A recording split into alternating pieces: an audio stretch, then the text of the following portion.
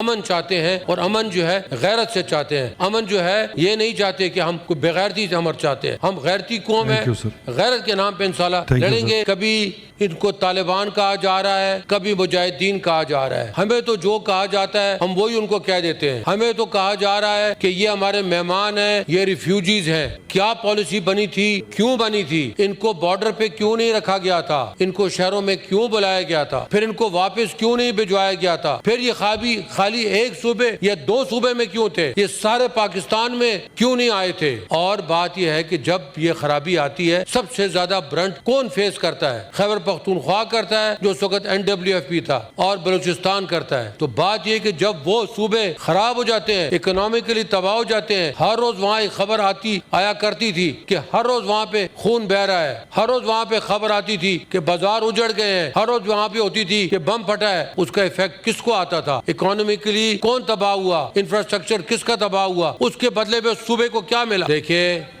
हम यहाँ सब बैठे हैं, हमारा वजूद इस मुल्क की वजह से है। हम जो कायम है इस मुल्क की वजह से कायम है, पाकिस्तान फर्स्ट। लेकिन साथ साथ जब ये एक इंस्टेंस का हवाला दे के कहते हैं कि उसकी गलती की वजह से आगे हो गया, here is where I disagree. देखिए, बात ऐसी नहीं है। बात यह है कि ये 35-40 साल की पॉलिसीज़ का खुमियाजा हम आज भुगत रहे हैं।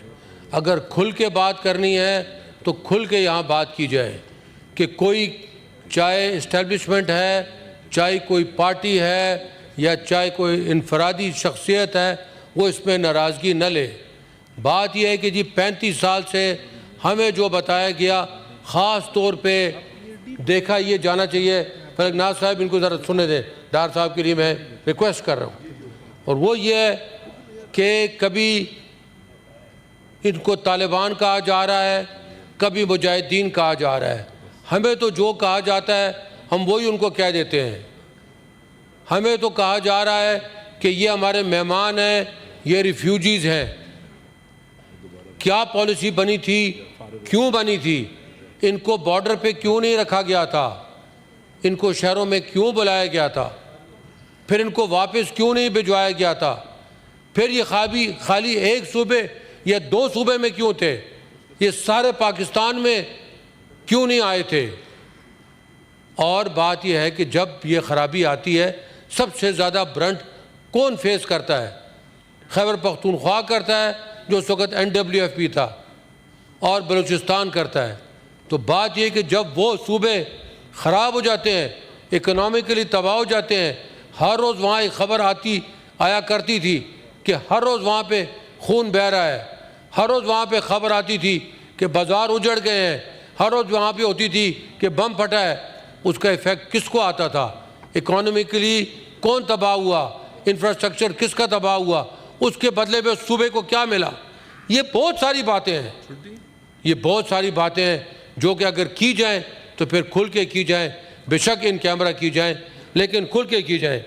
बात ये जी, देखिए, हम तो चाहते हैं कि ये जो इफ़ेक्ट आता है, ख़ास तौर पे हमारे जो ट्राइबल एरियाज़ थे जिसमें डिसलॉजिंग हुई, किस तरीके से डिसलॉजिंग होती है, किस तरीके से वहाँ लोगों अपने घर से उजड़ के IDPs बन जाते हैं, फिर उनको किस तरीके से रिहेबिलिटेट किया जाता है या नहीं किया जाता।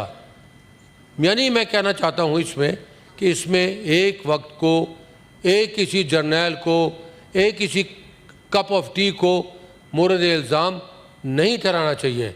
ये कंटिन्यूस या हमारे पॉलिसीज़ का फेलियर है या हमारे क्वालिटीज़ की सोच का फुकदान है, जिसकी वजह से हम आज इस नयाज पे पहुँचे हैं। हाँ, अब भी वक्त है कि हम इसमें बैठें, मुख्तलिफ तबकात के लोग जो हैं, मौलाना साहब ने कहा, ठीक कहा, NP है, हम लोग हैं, बाकी हैं, सब पाकिस्तान की बात करना चाहते हैं, अमन चाहते हैं, और अमन जो है गैरत से चाहते हैं। अमन जो है ये नहीं चाहते कि हम कोई बेगैरती से अमर चाहते हैं।